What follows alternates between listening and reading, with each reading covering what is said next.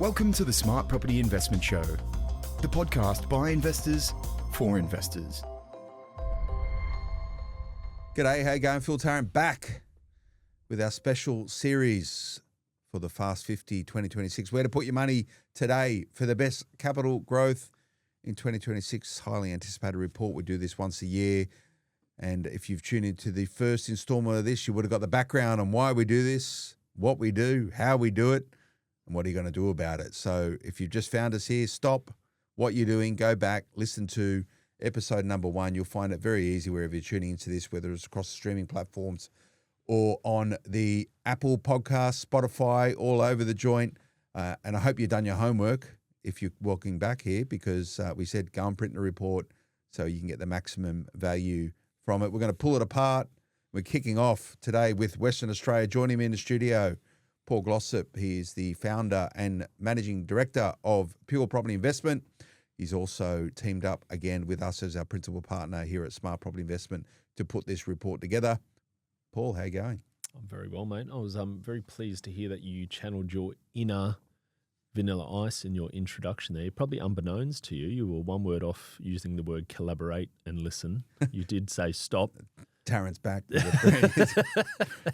Some properties got a hold of me tightly. Keeps me awake thinking about it nightly. Where am I going to invest? I don't know. I could hear it going. It was starting Open up the PDF. Here we go. To the extreme. I got some Suburbs. Oh, God. Yeah, right. That's enough. There you go. Stop it there. There you go. You like that? Yeah, See that? We tuned it. This is live. This is live. There's no messing around with this thing. Fast 50, 2025. You're back, Paul. I'm again. back. You happy? I'm never super happy sitting next to you, but I'm happy enough. It's nice to know. It's nice to know. So we're here to talk about Western Australia. We are indeed. And I have property in Western Australia. So do I. And when we did this last year, we said that we would go and buy property in Western Australia based on the recommendations of the Fast 50. Yep. Which you did. Which I did. Which I didn't. Yes. Did I buy anywhere else? I don't know. No, you didn't. You sold. You're a seller, seller, not not a a buyer. seller. Last year you were a seller. Yeah, this year a buyer. I had to get my car resprayed. Yeah. Get the rust cut out. I had to get the rust cut. I actually did. I had to get the rust cut out. That's the more important investment. You need to raise some funds. I had to raise some funds, but I'm gonna do it this year. I'm in. I was actually looking at. I actually was just. I've had a rebound of my shares. Oh, good for you. Yeah, so I'm going to sell some. All right. I'm going to sell some. That's the way. I'm going to sell some in my super fund so I can put my money where my mouth is. All but right. I don't know if I'm going to go to Western Australia, which we had to talk about. Well, but that was you last did. year. You did last year. I did Where indeed. did you invest last year? Well, this was probably a collaboration over last year and the year before, so 23, 24, I believe, which were both these suburbs were in the reports or in our recommendations in the reports from both those years. I personally bought property in Armadale. I bought property in Mandurah. I also bought property in Forestville. Each of those 3 suburbs were in the reports both last year and the year before. I believe Armadale actually might still be in the report this year. Not an inclusion by us at Pure Property necessarily. However, it is still a market that has absolutely boomed, I'm pleased to say, as a property owner in that market. I can tell you because only I know these things. Oh, okay. But I'm happy to share that no, you didn't recommend it. Oh, there you go. You didn't recommend it. Yeah.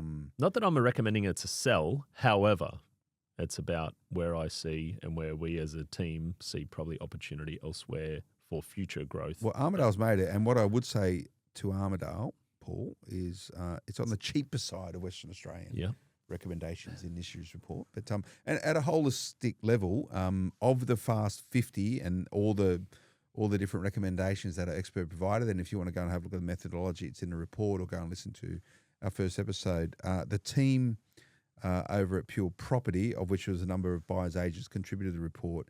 You have 15 of your recommendations in the Fast 50, which is not a bad representation. I think that's pretty consistent with previous years. Yeah. And no doubt you'll tell me is that your picks are probably the ones that always feature in the fastest growing suburbs Well, in the report. I'm pleased to say, Philip, and I've said this a few times before, that last year 9 out of our 10 picks were They were your picks. They were our picks. Now, there was some cross-pollination with some others who picked the same suburbs, but 9 out of the 10 top 10 fastest growing suburbs in Australia last year were our picks. That's not out of bad. over 10,000 suburbs. It's not bad going. Armadale was one of those, believe it or not. You go and have a look at how Armadale is tracking, but you've got pretty strong representation here in these WA properties, but also I'm not going to name particular buyers agents because they don't like people knowing where they're investing. But I would say that there's a number of other buyers agents. Most buyers agents have all had some recommendation at considerable levels for Western Australia.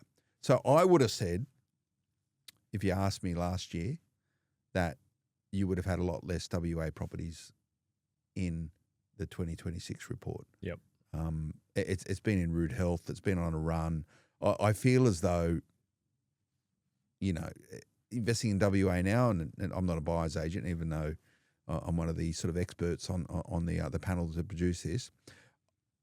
And I would also preface this with where I am on my own investing journey. Yep. I wouldn't be investing in Western Australia at the moment. I think it's done its dash from a real strategic, huge uplift to capital growth. But for some people, it's probably not a bad place. Yeah, I don't want to be critical. I'm happy if you to tell me I'm wrong. Look, it's a tough one, Phil, because you kind of asked the question, where would you, and you're not just investing for 12 months, you're investing for a longer term, obviously, as well. But if you lump both of those aspects together and you say, I've got $500,000, $600,000 to spend, I mean, what's the median price of Armadale still today? It's sub 600K. It's 550, 545, give or take, I think, give or take in the report, right? So is it on the higher side of what affordability constraints are? Certainly not. Now, that's a classic market that's still an average investor or owner-occupier, downsizer, upsizer, et cetera, can afford to move into en masse. So affordability is not a massive problem. It has seen close to 40% growth in the last 12 months. That's what makes me nervous. That might have to raise a few. That makes me nervous.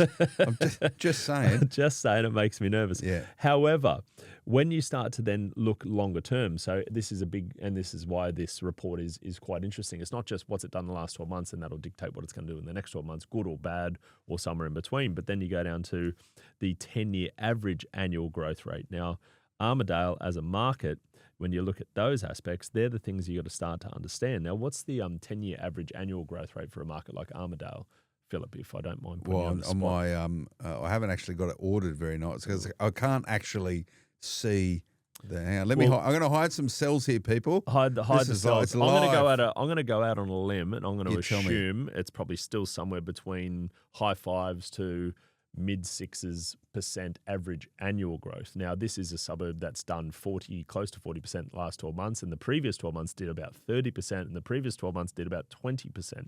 So you start to think, hang on a second, that market over the last 10 years, surely that means it's averaged north of 8, 9, 10% average annual growth if it's done those massive numbers in the last 3 years. However, it starts to paint a picture to figure out, well, what a market's done last year doesn't mean that it's an absolute boom market over the last 5 years, 10 years, or into the next 5 or 10 years. And these numbers start to become smoothed out a lot more across every single suburb as well. So everyone reading and who has hopefully downloaded this report, you'll start to look at that column and it'll start to paint a picture as to where these markets have performed most recently. Let's pull apart Armadale then. Okay. Armadale, average annual growth? I said probably high 5s, somewhere in the 6s, early 6s. 6.6. There you go. 12-month growth? 38, 40%. 39%. There you go. Gross rental yield, 5.4%. Which is still extremely strong. Medium rent, 570. Number of properties sold here in Armadale. There's a few. Yeah. What would there be? 100 odd? Yeah, it's quite a lot. It's not an enormous suburb. It's a suburb. It's a generic suburb in the broader Perth metro. So for those who want to go and look at it from a Google Maps perspective, you'll get a sense that it's just another suburb. And obviously there's neighbouring suburbs of Armadale, which 512 sold Armadale. That's a big volume. Wow. Historically. So it gives you a sense is the great. integrity of the data is probably pretty tight. Oh, then, right? absolutely. At that level. It'll be airtight. To be fair, 512 was the highest That's out of here by some margin. The next closest was Hall's Head there at 426 in terms of property sold. So when you look at the total of, there's 15 suburbs from Western Australia have made the list, 2,222 sales over the past year in that period of time. So all strong performers, but at that sort of dough in terms of your rent, weekly rent at this at $570 on a purchase price of $545, the numbers sort of stack up. Oh, you can't really. There's not many other metro markets in Australia where you'll find those same numbers. And when I say metro, genuinely speaking, there is probably not more than a couple of dozen other suburbs outside of Perth that are still going to stack up. So if yield's a thing, and it needs to be in that circa 5.5%, then it's still a market. And the big thing that I think I always want people to understand is that property is not the share market. Property is not buying 10 shares in an ETF even. It is a relatively slow-moving beast, even though this market's done 39% in the last 12 months. As and when it slows, which it will, it doesn't slow to zero the next 3 months or even the next 6 months. So it still has a relatively smooth. And that goes to my point, right? Like, I'm going, but WA is not right for me. However, it will be right for other people. It will be. And that's exactly what I think people need to understand with this. Yeah. And this is the important point. I think you made reference to it in the first installment of this podcast, is that, yes, these are facts and numbers and some sentiment and some insights and some rankings, right? All very good. What does it mean for me is the question you need to ask. Yep. And if you need help in that decision making, there's people that can help you out with that. But I think Paul mentioned beforehand, you can chat to these guys over at Pure Property Investment. But a lot of these suburbs may be outside of your budget to invest in. Some of them might not be. Myself, areas that I don't particularly want to be investing at that sort of dough. So it's a DNA type of thing, right? Everything, there's an individualized aspect to all investing. So you got the numbers here. This should help shape your decision making, but it shouldn't be making the decisions for you. And that's a really, really important point. People picking this up going, I'm just going to go invest one of these because the report said so. That's not the right thing to do. No, not at all. Not at all. And I think that's, look, if you look at on a map, Armadale, it's surrounded by markets like Kelmscott, like Darling Downs, a little bit further towards the north. You've got markets that are probably slightly higher price point, which might be more in where your factors are because the yield might be somewhere similar. So markets around, say, Gosnells or even Canning Vale, Maddington, slightly higher, Kenwick. There's other areas in there which actually have featured in this Fast 50 report in previous years. And that's a really important point. Just because it's Armadale doesn't necessarily mean only, like, you always go around, there's got to be dynamics. You'll get a feel, you'll get an understanding, you'll have a look at where the overlaying aspects around things like infrastructure, new developments, new supply coming to those markets, new train lines, all these things are happening in those areas, and typically they're happening concurrently in some other neighbouring suburbs as well. So don't get too bogged down in the suburb itself. Potentially look a bit broader if it's not fitting where your comfort level is. So average median price, if there's such a thing, of the 15 suburbs in WA who are part of the Fast 50 for 2026 is $691,000. However, that is skewed by Leaderville. Yep.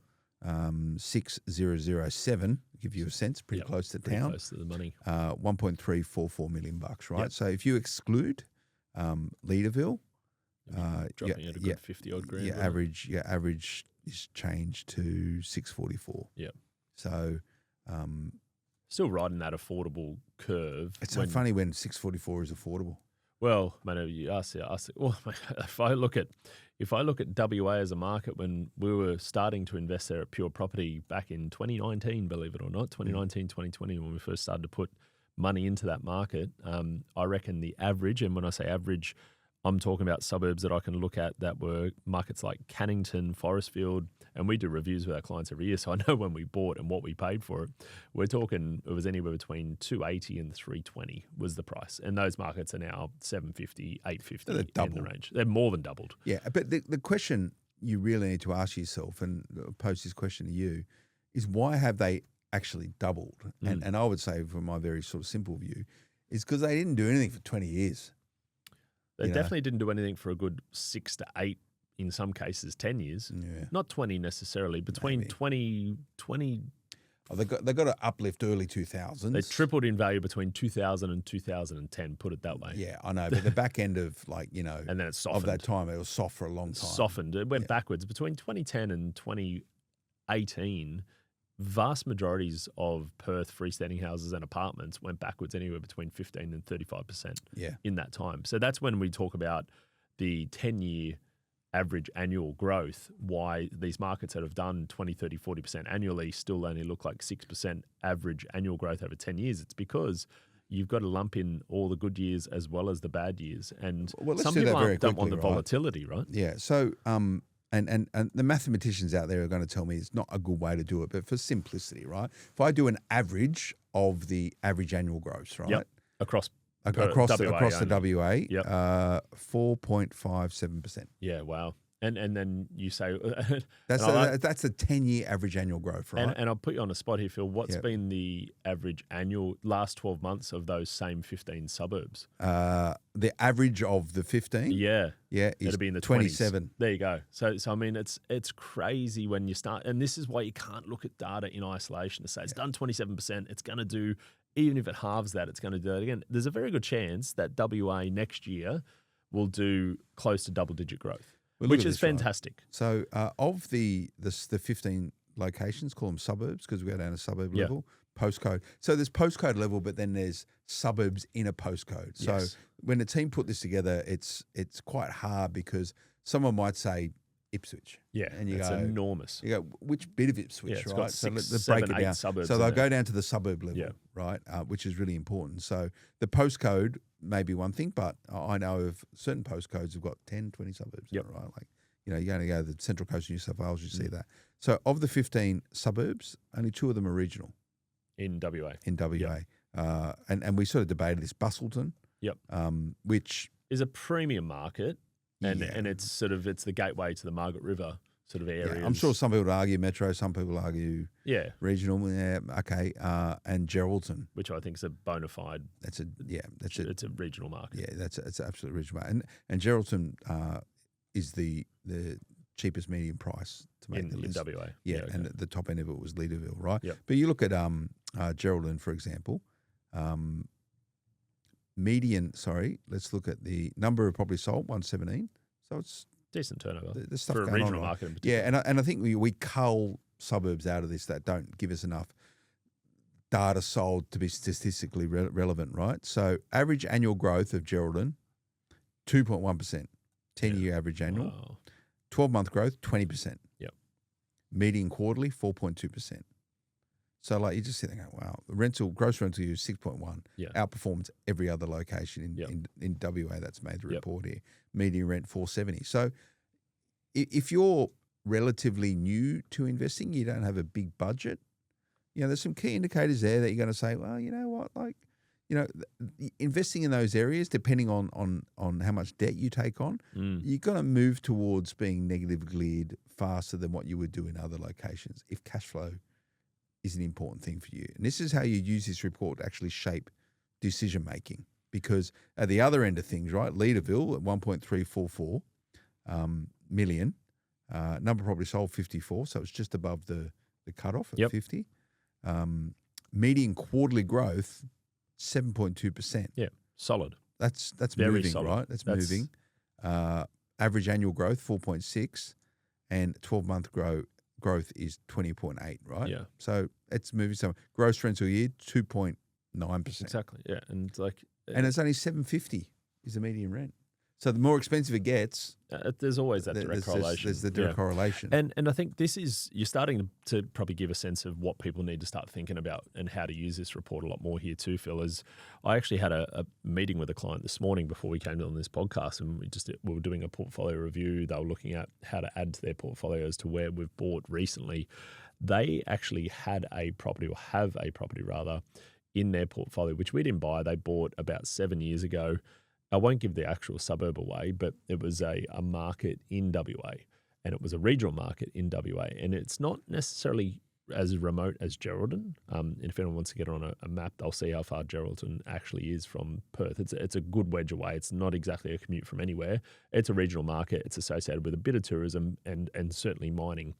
Where I'm going to is that this client bought a property it was more south. It was associated with a large lithium mine that's there. It's only about an hour 50 from the coastline, as well as probably the Perth market as well. So it's not exactly hugely remote. However, they're looking to build their portfolio from where they are. This property, whilst it's yielding them about 8% now versus what it was when they bought it, it's grown maybe 60, 70 grand. They paid late threes for it. It's worth mid fours, done very little. Probably could have done a lot more. The growth came in the last 2 years as this Perth market's had this upswing. All of that's fine. Where the problem is that their lender is now treating it. They changed their policy on that postcode. They're now treating that as what they deem to be a Category 3 or a mining town, which then in turn moves it to a higher risk. And essentially what they've said is that we can't take any of that rent as your serviceability. So the problem now is that even though that property is actually positively geared based on 6%, 6.3% interest rates, none of that works on their serviceability. So none of the rent contributes to the zero, not even a shaved percentage of it. Zero, they've said. So they can't. Normally they might take half or three. Exactly, they shave it and be a bit more conservative. So they've applied a much higher risk to it. So where the challenge is for those who are looking at how do I buy and what should I be buying, they're now at a crossroads because that they can't refinance away. They can't get equity out, even if there is a little bit. Even though it's positively geared, that doesn't really change their algorithm. So really the decision that they've got in front of them now is that they're going to have to liquidate that property. And it's probably a decent time for them to consider doing so because the turnover's better than what it has been. And that probably is one of the biggest things for people to consider if you're choosing to buy regional, is that these are all the factors. Yes, you can get great growth in a shorter period of time. Yes, you can get higher yield than major metro markets and higher price markets. Those things sometimes are certainly going to be what sways people to want to do it. But the risks associated are high. And where the bigger risks typically are, and you mentioned the days on market and the total amount of sales per annum, it's all good and well if the property's turning over, but they're the first suburbs and first markets to see actual turnover start to really drop off. And when markets like that start to go down in as far as actual turnover and selling, that's when you got problems because you can't get rid of it. No one's there to buy, and it's a problem for you to do anything else in your life. So there are certainly risks associated with those types of markets if you don't know what you're looking for. So compounding all of that, I would say, is the missed opportunity cost. Massively. If they deployed that money somewhere else, they'd be in a completely different situation. So this is why suburb selection is so important, particularly in line with your investment horizon, investment strategy, and how you're going to go about doing it. They've just wasted time, They have. And if they've increased, 40, 50K in equity, that's great. But you got selling costs. Oh, you deploy that 300 grand in Perth, as we've just gone through, and in a handful of any suburbs 4 or 5 years ago, that money's doubled, and you can hold it, and it's still got decent yield, and you can still get equity out because the banks are comfortable with it being a lower risk. So let's have a quick look at some of these other suburbs. Midland, 530 median price. Medina, 535 median. Armadale, we spoke about. Geraldton, 602 grand. Swanview, 639. Banksia Grove, again, that's been in the list for quite a few years. Waikiki, Port Kennedy, Meadow Springs, Queen's Park, all the usual suspects there. Hats Head, they've all performed over a period of time. Consistently, 3 years now. Yeah. Will they be in the list next year is the question that I ask. Will there be any WA suburbs in the list next year? I'll go out on a limb and say from pure property standpoint, no. Okay. But look at the pundits out there. I don't think it's in a position where it has been in the past. I don't want to talk decades. the market down. No, and this is what I probably want to reiterate, is that it's not a market that's in a position that it was in 10 years ago, 15 years ago, 20 years ago. It's not in this highly volatile market situation. There is nothing to indicate that the market's about to go through a 30% reduction and a huge exodus of employment and everything's going to turn south. It's certainly not showing any of those hallmarks. It's just showing the fact that it's probably played the catch-up that it needed to play, and that's getting closer to the top end of this catch-up mark, and I think it's going to go through what will be a normal cycle for the next 5 years. But normal for Perth is very normal for Perth is very different to what normal is for other markets, and it's the point. A normal Perth market may mean, because it's highly connected in with mining and sort of all the resources sector, might be another 10 years of nothing happening. So, I haven't yet spoken to many people who have said, I'm now getting out of the Perth market as time to sell. No. But maybe it's time to redeploy that dough somewhere else. And it's always that challenge of two sides of that question is that do you redeploy the money via selling or via refinancing? And via refinancing, it means that you're kind of confident that that market's going to be okay. But that's okay. If you refinance and you've got a sense for what your yield is going to be, and that new refinance mortgage repayment rate, if that fits within the realms of rental repayments and you're satisfied with that, okay, it's not a bad strategy. You've got to speak to a good broker. And I do note that Finney Mortgages is the finance partner for the Fast 50 for 2026, and you'll be able to track them down, finny.com.au, if you want to have a chat with them. But lots of what ifs, right? Yep. And that's one of the challenges with a report like this. It just poses a whole bunch of what ifs. But good performance. Let's see next year what happens with WA. It's again, I would say at 15, it's a strong performer. It's dominating. There's only one other suburb that had 15 properties in it, Queensland, which we're going to talk about in our next podcast. But go and get the data. Go and download it. Absolutely. And I mean, this is when it comes down to the application again, download it, assess it, figure out what's going to make sense for you now, but also in the future. And you've really got to consider how you're going to use this in your own way, because some people are going to look at this saying, look, the report's great, but I just want someone to do it for me as well. Yeah. Because some people just don't really care too much about the data. Yes, they want to look at it to just get some confirmation bias to say, oh, this is why I bought in this market. Look how great it's doing. Others are like, well, this is why I won't buy in this market because it's already boomed. And others might be like, oh, okay, look, I'm looking for some of these markets that maybe haven't done anything over the last 5 years but are ready and primed, because there's certainly suburbs in this report that are on the other side. WA is on the other extreme where it's absolutely boomed over the last 2 or 3, 4 years. There are certainly suburbs, and probably you'll see when we go through some later podcasts, there is some themes in certain states which have had a very soft 5 years, but have had a very decent 10 years, 20 years and beyond. So some people might be thinking counter-cyclical. Data is important, but look beyond the data. You can track you guys down if you want to Yarny. What's the best way to find you? Purepropertyinvestment.com. We're the ones to really assess how do you use this and how do you apply the strategy correctly to then implement it. And it might well be that there are suburbs outside of this report that are going to fit your criteria even better. Yeah, so don't be wed that these aren't the only 50 properties you should be investing in. Definitely. But make sure you get that advice recommendation. There's a whole bunch of stories coming out around this as well on smartpropertyinvestment.com.au. Go and find it. And that's where you can download the report. You can't miss it. Just log in, download it, just click a button. It'll send you an email with a report. You can download it and save it and use it in many different ways. Thanks for tuning in, everyone. This is our special series on the Fast 50, where to put your money today for the best capital growth in 2026. We'll be back with the next installment in just a moment. Stay tuned. Thanks for tuning in. We'll see you again next time. Bye-bye.